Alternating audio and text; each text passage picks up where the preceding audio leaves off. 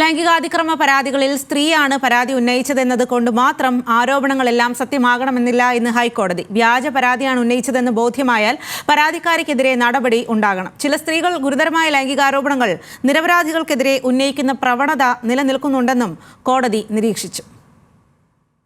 ലൈംഗികാതിക്രമ പരാതിയിൽ Kasaragod Badiyadka police register ചെയ്ത കേസിലെ പ്രതിയായ കണ്ണൂർ സ്വദേശിക്ക് മുൻകൂർ ജാമ്യം അനുവദിച്ച ഉത്തരവിലാണ് ജസ്റ്റിസ് പി വി കുഞ്ഞികൃഷ്ണന്റെ പരാമർശങ്ങൾ.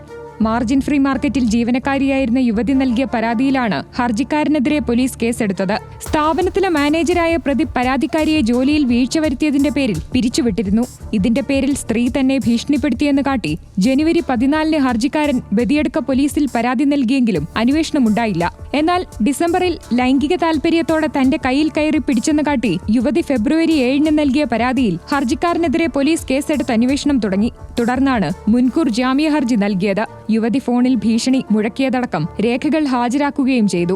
ഇത് പരിശോധിച്ച ശേഷമാണ് മുൻകൂർ ജാമ്യം അനുവദിച്ചത്. പരാതി വ്യാജമാണെന്ന് കണ്ടെത്തിയാലും ഇത്തരം കേസുകളിൽ സ്ത്രീകൾക്കെതിരെ കേസെടുക്കാൻ പോലീസ് മടിക്കുമെന്ന് കോടതി ചൂണ്ടിക്കാട്ടി. തിരിച്ചടിയുണ്ടാകുമോ എന്ന ഭയമാണ് കാരണം. അത്തരം ഭയം വേണ്ട. വ്യാജ പരാതികളിൽ വ്യക്തികളുടെ ഖ്യാതിക്കുണ്ടാകുന്ന ക്ഷതത്തിന് ഒന്നും പകരമാകില്ല. അതിനാൽ ഇത്തരം കേസുകളിൽ പോലീസ് അന്വേഷണത്തിലൂടെ സത്യം കണ്ടെത്തണമെന്നും കോടതി ഉത്തരവിട്ടു. Legal desk, news Malayalam.